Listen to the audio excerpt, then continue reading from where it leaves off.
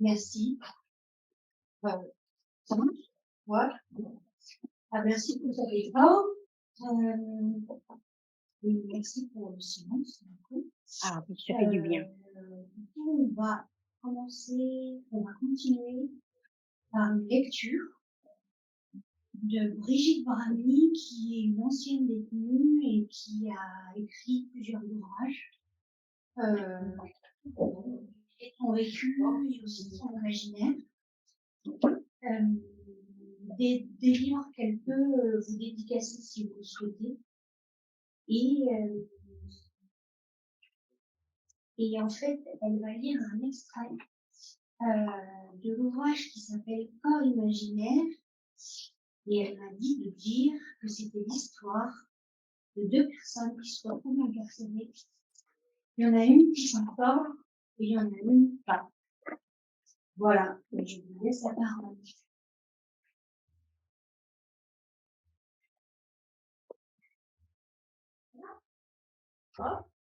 Tana, ou le corps incarcéré de foi.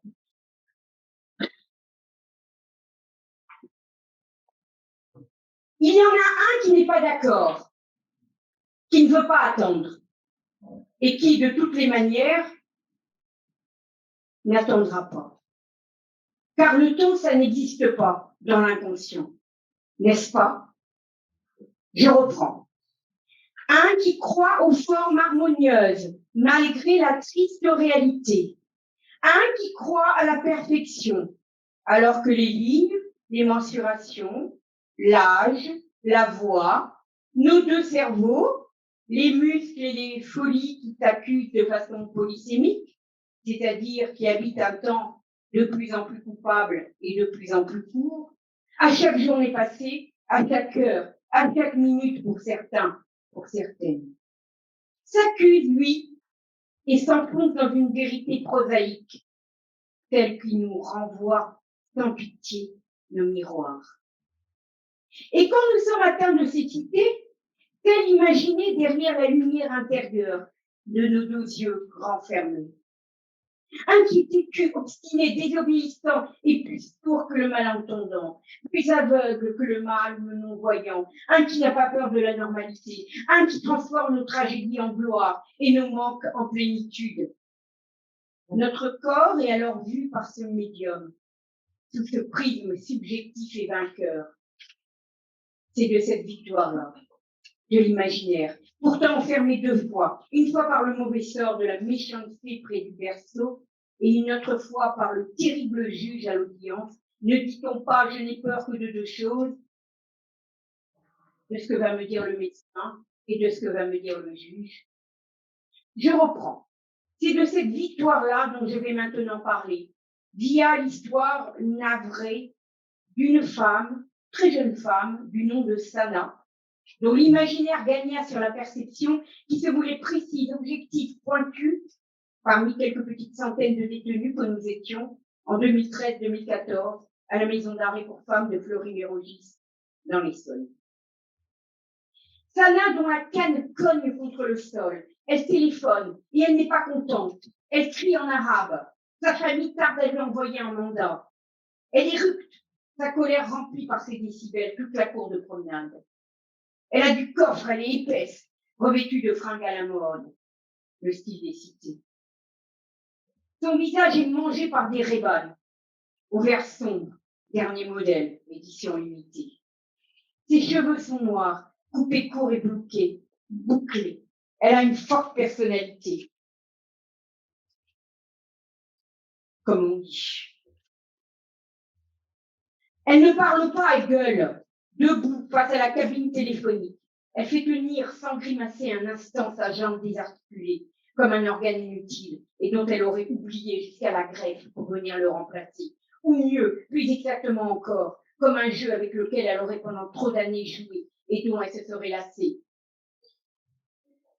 Le lendemain, c'est dimanche. Elle s'est assise sur un banc et discute comme au bled, en français. Elle rit et refait le monde avec ses copines, un peu de soleil en plus, et c'est toute l'arabité qui est convoquée, recréée, de façon quasi performative. Plus besoin de mandat, c'est oublié, Rimbaud lui-même ne s'en atteignait-il pas, les mains dans les poches trouées? La toute première fois, il s'est fait arrêter juste avant sa majorité pour une absence de permis de conduire. Et très récemment encore, elle a montré aux flics qui allaient lui demander ses papiers et ceux de la voiture. La feuille légèrement Ah, cartonnée bah, je ressemble à rien. Mais enfin, qui, en le 3 but de la manœuvre n'était pas de ressembler à quelque chose. en Le Italie. but de la manœuvre, c'est que Le but de la couche manœuvre, des pieds, vous avez oublié que je ne pas pour 8 jours. D'abord parce que vous avez autre chose à faire. Et ensuite, je ne vais pas me battre avec mon jean. c'est de montrer aux flics un faux permis de conduire. Il est assez serré, Un peu j'ai mal au genou. de choses cartonnées. Vieille. C'est incroyable de dire ça. Métallique, spécimen. Et ça a commencé mal. Ça a commencé à tourner mal. Et elle a juste eu le temps de dire en guise d'excuse qu'elle n'avait pas la maille pour partir à l'auto-école. Lui à apprendre des trucs qu'elle savait de toute façon empiriquement. Et qu'elle avait tout simplement tenté le coup avec ce qu'elle avait trouvé glissé dans les souches d'un portefeuille volé neuf aux étalages bon marché du Printemps Nation. Quel mal y avait-il à cela, puisque de toute sa jeune vie, elle n'avait blessé personne? Ils veulent du papier? Je leur en ai donné. De quoi ils se plaignent donc? Elle ne plaisantait pas. Elle allait juste au bout de leur absurdité, en prenant leur injonction au pied, pas à la jambe, évidemment, de la lettre. Pas besoin de papier pour savoir conduire, pas besoin de papier d'identité pour exister. Le seul papier qu'elle jugeait indispensable, le papier toilette partout. Et encore, avec une bouteille d'eau, c'est encore plus hygiénique. Et quand elle sortira de Zonzon, comment croyez-vous qu'elle justifiera sa virginité pénale? Avec encore une fois du papier, mais pas exactement à l'identique de celui qui atteste d'une non-inscription au casier judiciaire. Il s'en était suivi une fouille méticuleuse du véhicule et la découverte dans la boîte à gants de drogue, pas grand-chose, juste quelques grammes.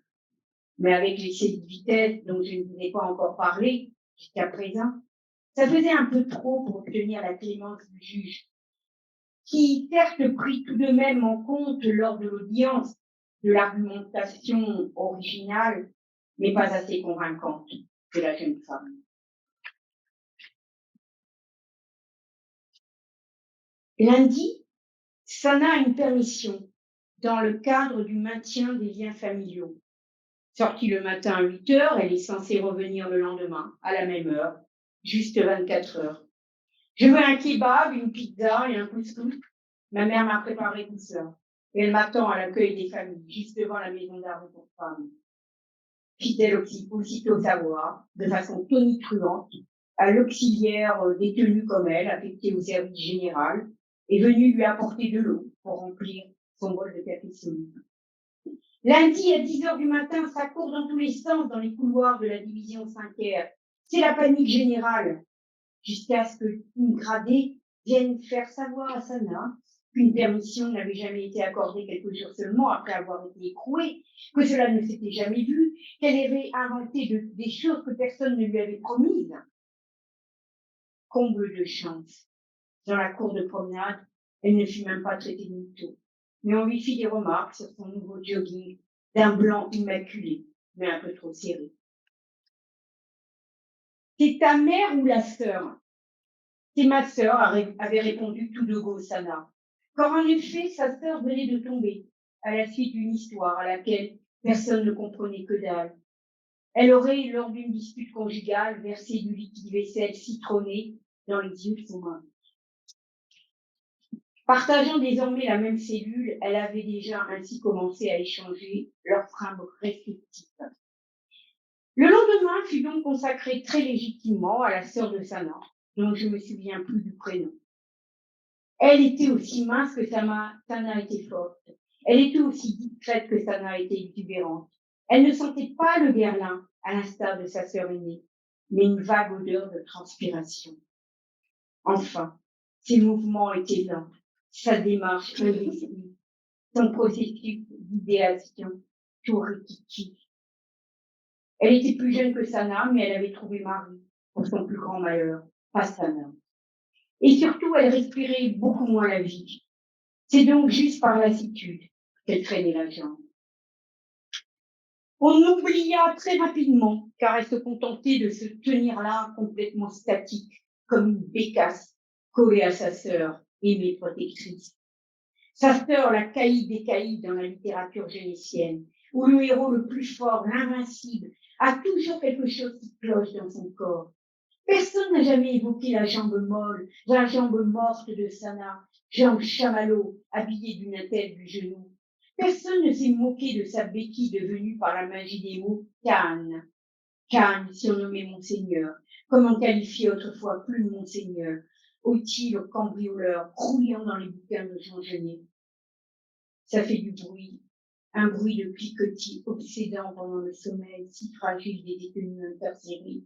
Une canne, Monseigneur. Ça brave les portiques de sécurité, car le métal les affole, et tout est alors à recommencer. Madame, je vous ai déjà dit, posez votre canne avant de passer. Ça fait perdre du temps à tout le monde. Et ça n'a de nous offrir son plus magnifique sourire. Personne non plus n'avait eu à l'esprit de prononcer le mot poliomyélite que la petite Sana avait contracté quelques mois avant sa naissance. En zonzon, messieurs, dames, on est polis. On s'est tout dit que dans sa longue expérience carcérale, Sana avait dû rater une de ses tentatives d'évasion et se casser la figure. Mais Sana n'était pourtant pas Albertine Sarrazin qui a sauté les 25 mètres du haut du mur d'une prison en 1957, se cassant un petit os du joli nom d'Astragan. Je reprends. Ou que c'étaient les flics qui s'étaient mis à lui destroyer les os à coups de poing jusqu'à ce qu'elle avoue ses délits, et tellement ivres-morts sont-ils tous qu'il avait sans doute prise pour un gros morceau de viande à attendrir. Ou encore que la cause de son problème physique était due à ce qu'elle n'avait pas eu son tabac un mardi et qu'elle avait tant cogné à la lourde porte de sa cellule qu'elle s'était elle-même massacrée la bibole, et puis, basta, allez savoir. Après ces pensées vagabondes et ces supputations, on s'arrêtait là. C'est en 1987, année de sa naissance, que Sana dut rencontrer le terrible virus qui s'attaque à la moelle épinière, aux cellules nerveuses. Un peu d'eau avait suffi, et la contamination commença alors son travail de destruction, lentement mais sûrement.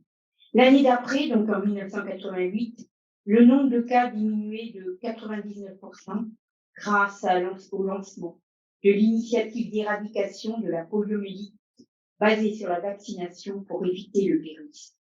Je parle des pays riches.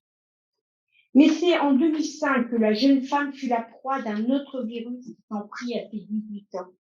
Oui, au cœur d'une jeunesse qui voulait que ce soit tous les jours.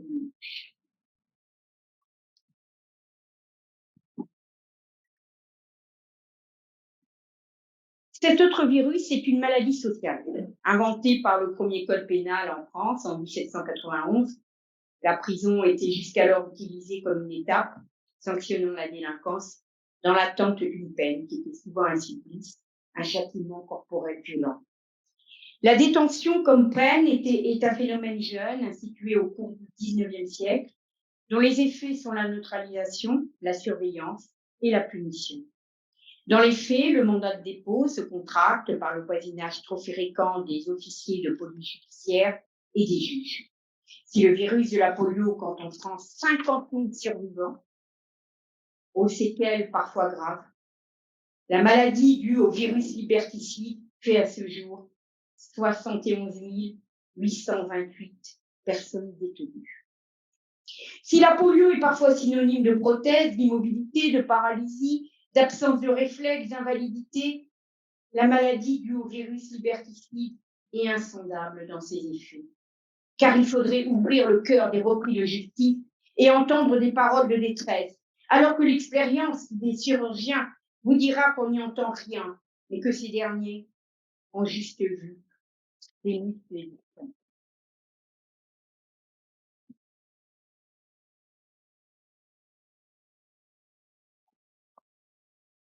Du bled où elle naquit, Sana passa donc dans une cité située derrière le périphérique de la capitale d'une France, se réclamant des valeurs républicaines, liberté, égalité, fraternité. Et puis de la cité, ça n'a pas ça à une maison d'arrêt, une autre maison, une maison d'arrêt, toujours avec sa béquille et son attelle du genou, mue par une hyperactivité salvatrice et une machine intérieure, la machine dialectique, à se raconter des histoires dans lesquelles le corps ne serait plus jamais contraint, ni par la maladie, ni par la loi. Car entendons-nous bien, si nous disions tout à l'heure que les médecins et les juges étaient parfois porteurs de mauvaises nouvelles, les premiers découvrent la maladie, tandis que les juges, eux, font partie du problème. Ils font partie d'un des maillons générant le virus liberticide, la maladie sociale. Les premiers ont donc une responsabilité atténuée dans la grande échelle des valeurs morales. Qui plus est, les médecins tenteront de guérir le corps amoindri, pas les juges.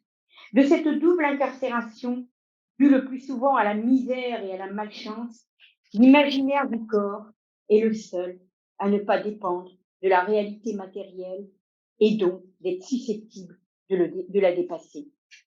Comment éradiquer la polio? C'est déjà fait, grâce à la vaccination, dans les pays riches et ou acceptant le principe de la vaccination. Comment éradiquer les prisons? Prophylaxie de la polio, prophylaxie des lieux de contrainte par corps. Sana continue à cracher de gros molards et à raconter qu'à la barre, lui à la barre, on lui rendra sa liberté. On aménagera sa peine en simple contrainte pénale et non contrainte par corps.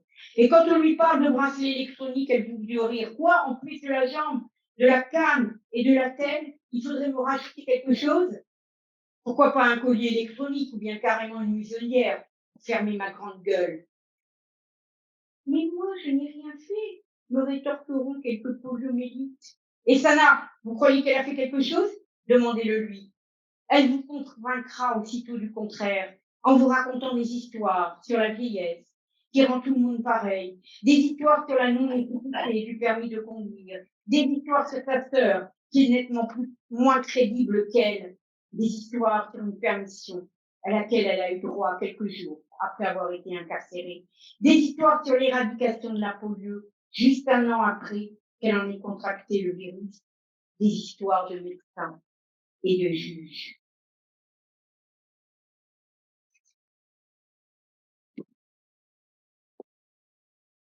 C'est mercredi que Sana nous raconta ce qui précède, c'est-à-dire son invalidité. Elle qui rêvait d'un monde où ni la sensation, ni l'absence de sensation n'est plus. Le corps incarcéré 2 fois, le corps 2 fois vainqueur, grâce à l'imaginaire. Il a expérimenté, éprouvé, il est ressorti vivant, et de l'enfermement, et du handicap. Et Sana qui s'est fait le cuir continue à transformer la réalité, à transformer à l'instar de Genet ses crachats en bijoux et sa béquille en épée. Faites du bruit, faites beaucoup de bruit, chers amis, car Sana n'a toujours pas eu son mandat, ni sa permission, ni son kebab, ni sa pizza, ni son couscous, pas plus que sa guérison.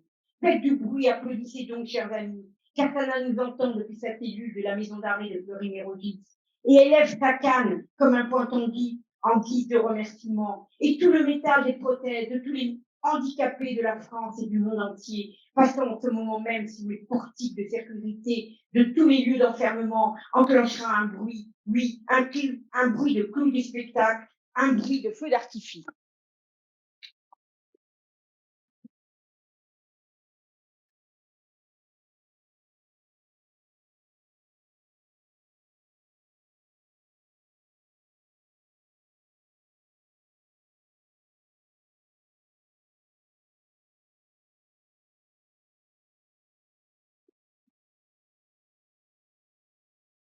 Merci à vous.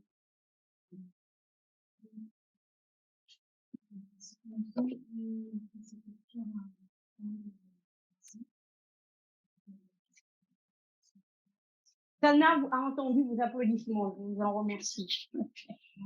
Je m'en ai persuadée. Oui.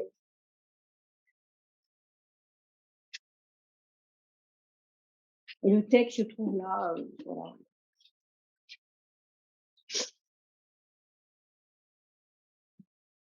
Il y a toujours le silence, souvent, après une lecture. Et je sais que c'est pas Ah, moi, toujours j'aime bien. facile. Il y a plusieurs sortes de silence. Moi, je le vis très bien, celui-là. Non, non, mais vas-y.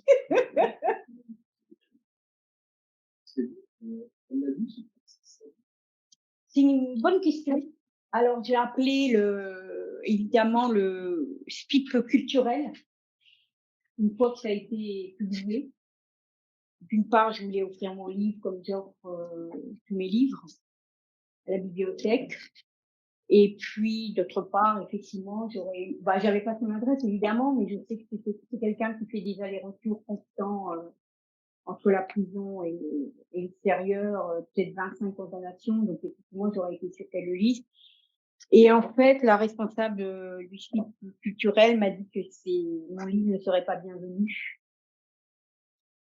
parce que, effectivement, Sana, tout le monde la connaissait, la Corinne Rogis, et que ça pouvait faire naître des conflits et voir des petits problèmes, elle m'a dit, des petits problèmes dont la structure, la MAF n'avait absolument pas besoin, quoi. Voilà, en gros. Mais c'est vrai que c'est une très, très bonne question.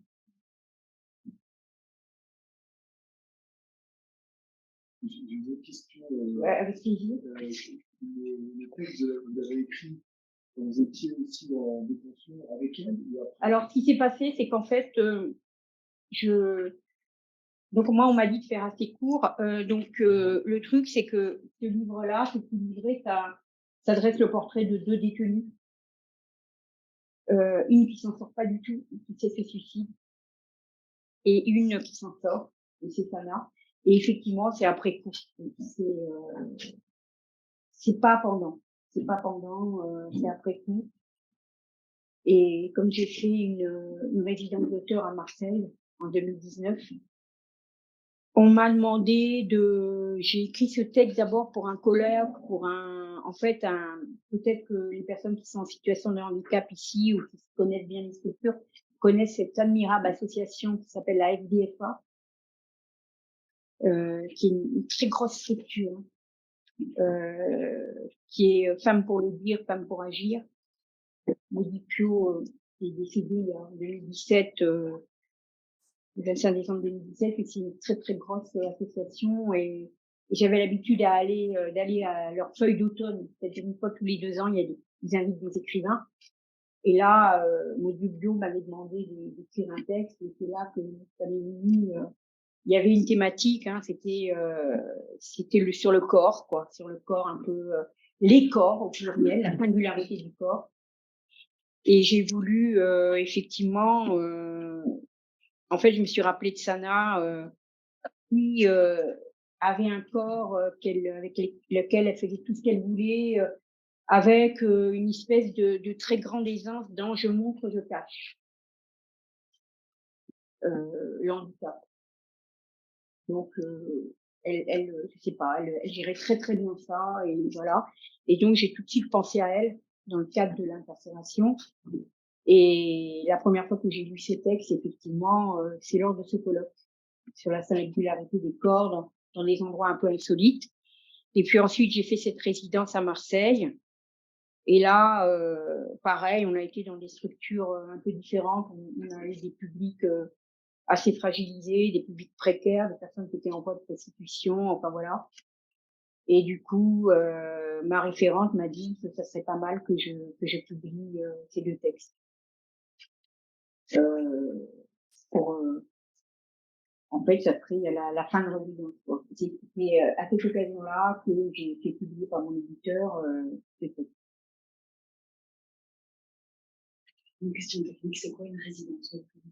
Ah oui, alors là, bon, en fait, c'est un endroit où vous êtes payé pour écrire, en gros. Voilà. Pour résumer, mais vraiment pour résumer, quoi, voilà. Et en général, c'est pas dans votre vie, quoi, voilà. Et il se passe des choses autour. Oui? Est-ce que vous avez aimé déjà? Personne ne me l'a dit. Ah bon? Merci, oui, oui. Oui?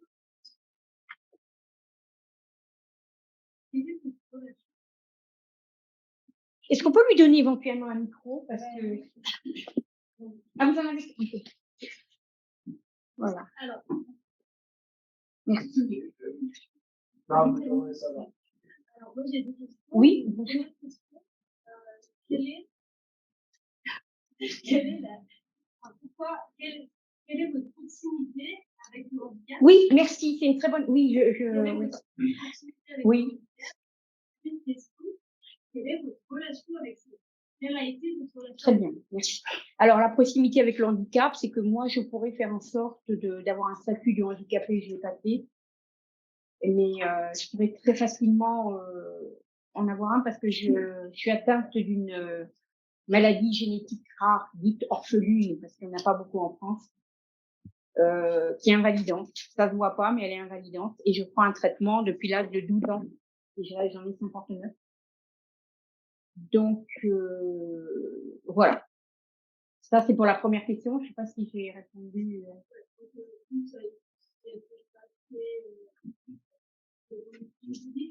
Vous n'avez pas fait appel, enfin, vous n'avez pas demandé de reconnaissance.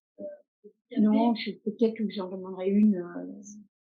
Est-ce que ça vous, ça c'est les démarches qui sont lourdes? Ouais, il y a ça aussi. Oui, il y a pas mal. Il y a des, voilà, des fois, vous savez, vous êtes prête pour faire quelque chose dans la vie, et puis voilà, des fois vous ramez, puis des fois vous voulez pas le faire, et puis des fois, oui, ce que je veux dire, vous ne pensez plus, quoi.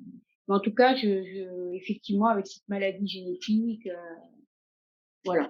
Deuxièmement, mes rapports avec Sana, là, on n'a pas parlé de Thérèse, c'était à son âme. D'ailleurs, j'aime pas tellement parler d'elle parce qu'en fait, sans lui rendre hommage, des fois, j'ai fait une minute de silence parce qu'elle s'est suicidée en prison. En fait, curieusement, c'est Sana qui m'a appris le décès de Thérèse. Et le fait qu'elle m'apprenne ça, qu'elle m'apprenne ce décès, ça a pris un tout autre relief. C'était pas n'importe qui m'apprenait ce décès. C'est-à-dire, en fait, c'est une femme qui aurait pu, pour laquelle la situation d'enfermement aurait pu être encore plus insupportable, qui tenait le coup et qui m'a annoncé qu'une autre femme qui était en pleine possession de tous ses moyens ne supporte pas la prison et se soit suicidée. Donc, et Sana, elle était exactement comme dans le texte, c'est-à-dire c'est quelqu'un qui fait la pêche, quelqu'un qui était hyper communicative, hyper communicante, et qui amenait le soleil avec elle, quoi. Et, et voilà. C'est mes rapports, ce sont mes rapports avec Sana, mais ce sont pas des rapports particulièrement privilégiés, puisque Sana, c'était quelqu'un qui fonctionne en bande. Qui fonctionne en bande. Donc, il n'y a pas de meilleur ami ni quoi que ce soit. C'est vraiment, elle fonctionnait comme dans sa cité, c'est-à-dire avec plein de gens autour d'elle, etc. Tout le temps.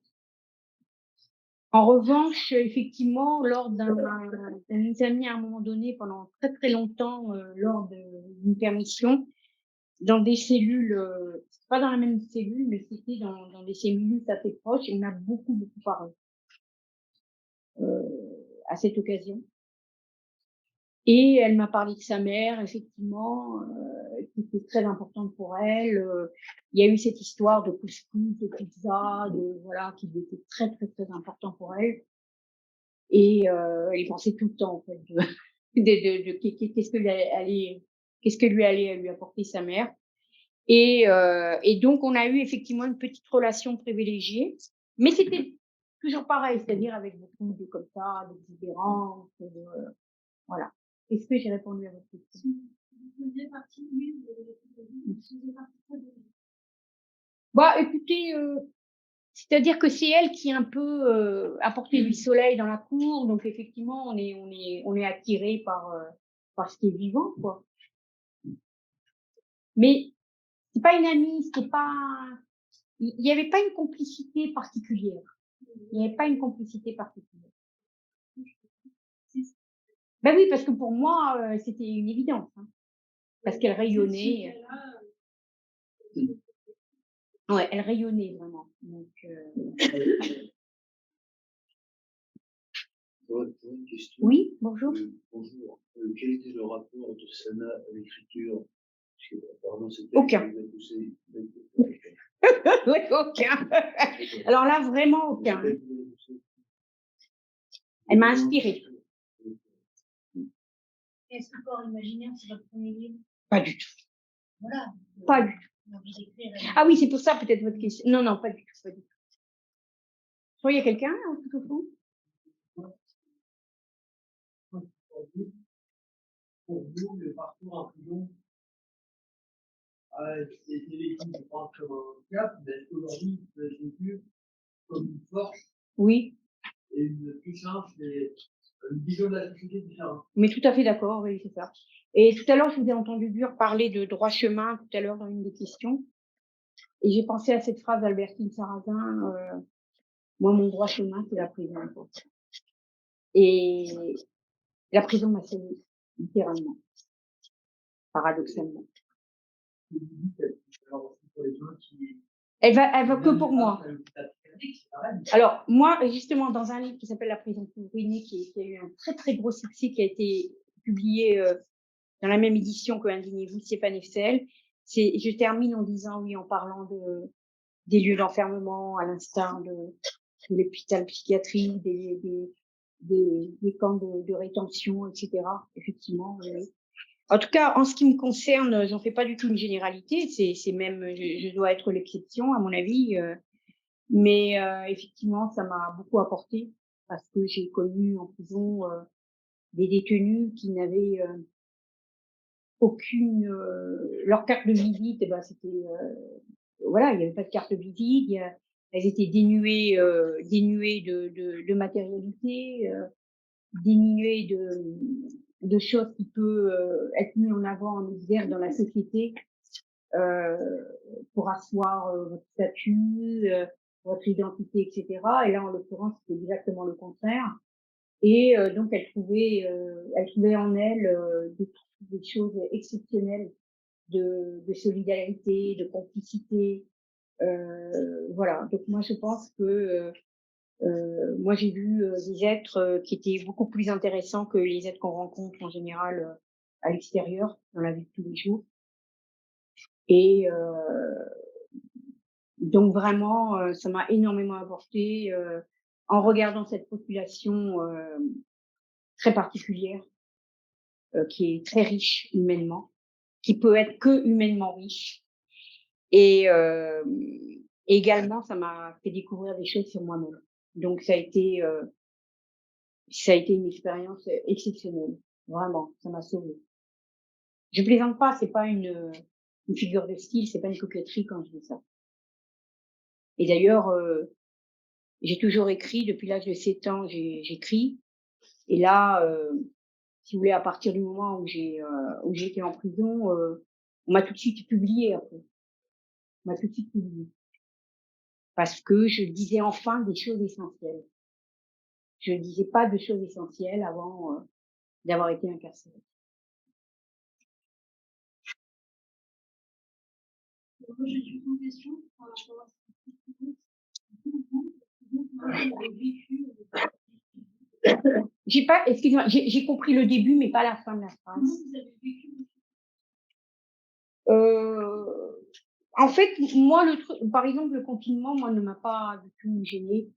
Donc moi, une fois que je suis entrée en cellule, j'ai pas voulu ouvrir la porte et je me suis dit, ça sert à rien, tu vas pas pouvoir l'ouvrir, de toute façon, ça dépend pas de toi. Donc ne t'épuise pas pour rien. En revanche, j'ai eu le flingue existentiel posé sur la tempe et là, je me suis dit, maintenant, qu'est-ce que tu fais avec ça, quoi? Et en fait, c'est vrai que disons que j'ai dit, je me servais les conditions, évidemment, sont spartiates, hein, mais j'étais allongée, je dis dans la prison ruinée, je dis, il n'y a pas meilleur endroit que pour lire ou pour écrire, parce on est confiné dans un endroit, etc. Il n'y a que ça qui reste. Il n'y a que les richesses spirituelles. Et donc, je me suis pas rebellée, quoi. C'est-à-dire que j'ai plutôt cultivé mon jardin intérieur, quoi. Donc au niveau d'autonomie de vie, bah, c'est très simple, hein, c'est basique, hein, c'est, je sais pas ce que vous entendez par autonomie de vie, C'est bien ça le problème. C'est bien c'est-à-dire? ça le problème. Dites. Alors, pour moi, c'est peut-être vous, votre autonomie de vie, Oui, la lecture aussi, ouais. Et puis aussi, non seulement, attention, parce que c'est important, je me suis recroquevillée, quoi. C'est-à-dire, j'ai pas essayé j'ai pas essayé de sortir. J'ai pas essayé de me disperser, j'ai pas essayé de, voilà.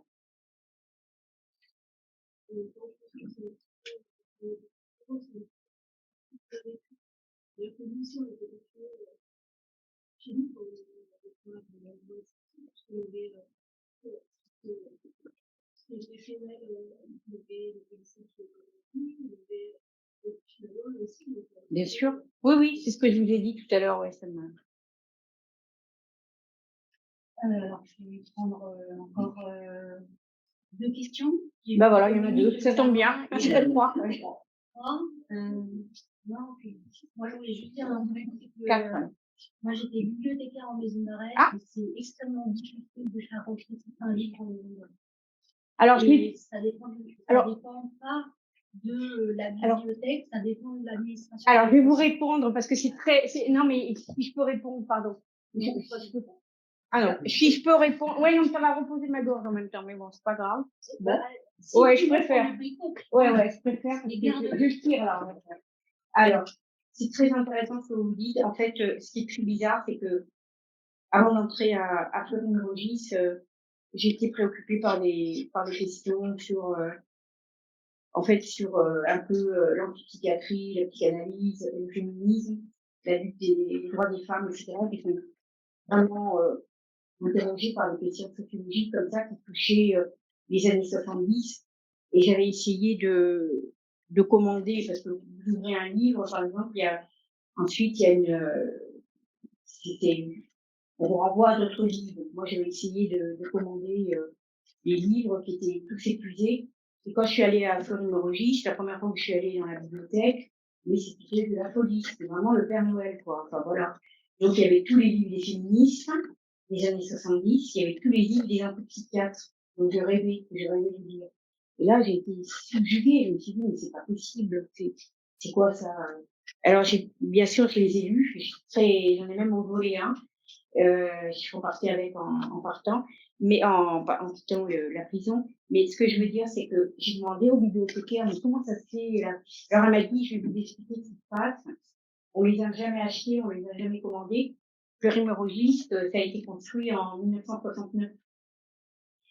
Toutes les féministes et tous les antipsychiatres, etc., tous les gens, les intellectuels, tous les gens qui lisaient beaucoup et qui étaient scandalisés par l'incarcération, sont venus, ont fait énormément de dons. Énormément de dons. Donc, en fait, j'ai pu bénéficier de cet immense apport, mais je suis d'accord avec vous, effectivement, c'est très difficile d'entrer. Mais là, il y avait énormément, des dizaines et des dizaines de livres qui étaient des dons. Garde le micro. Ouais. Il reste 2 questions. Peut-être elle dit. En fait, je ne sais pas trop comment formuler ma question. Elle porte sur les écrivains que vous avez cités, qui ont connu l'expérience de la prison. J'en ai cité. Ouais. Oui, bien sûr. Vous avez dit que c'était très longtemps. En fait. Oui. Et eux qui vous ont inspiré. Qu'est-ce qu'ils représentent pour vous? Vous avez parlé aussi de Rimbaud.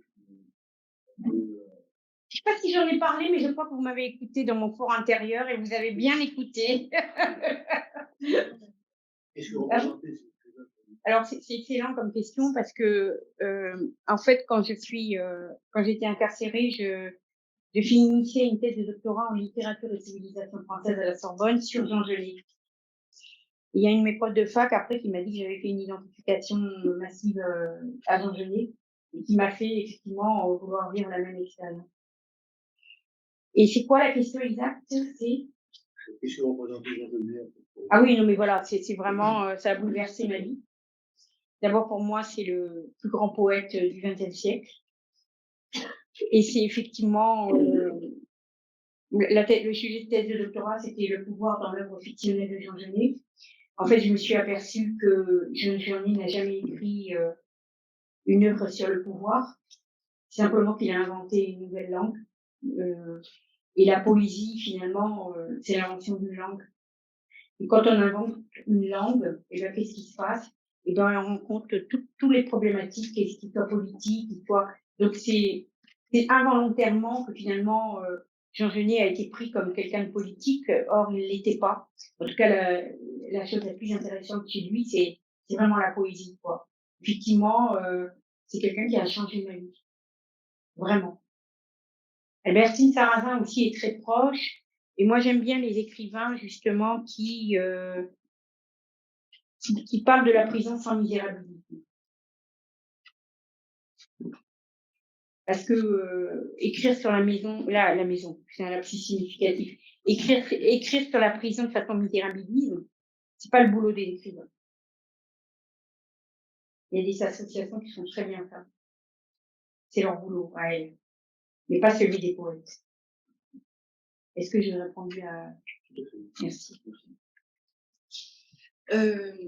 Moi déjà, je tenais à vous remercier. Je vous découvre par cette lecture. Merci. Et ce que j'ai reçu, ce que j'ai ressenti, c'est que par l'extrait que vous avez choisi, vous nous avez ouvert des portes, donc avec pour moi beaucoup de symbolique vers la liberté, d'un milieu enfermé et enfermé.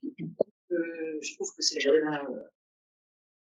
intéressant en termes de changement de dimension. Et notamment, j'ai pas la phrase, à un moment vous faites référence au temps. Oui, là, c'est ça, dans l'inconscient. Et ça m'amène à des situations où éventuellement il y a des privations de liberté. Moi-même, j'en ai subi une, dans le cadre d'hospitalisation psychiatrique. Et derrière la notion du temps, il y a un truc à une condamnation sociale, il y a la notion de voyage, qui peut être très libertaire, surtout quand elle est accessible par son fort intérieur. Et j'ai vraiment écouté et entendu cet écho dans votre... Oui. Et ce que je trouve intéressant, c'est est-ce que vous avez eu l'occasion ou observé de voir que cette notion de temps et de voyage intérieur est une... à vous entendre, ça permet de bien vivre sa prison, on va dire ça comme ça. Ce qui est quand même la première fois que j'entends ce message-là. Je trouve ça passionnant. Oui, c'est en fait... après, je crois qu'il y aura vous.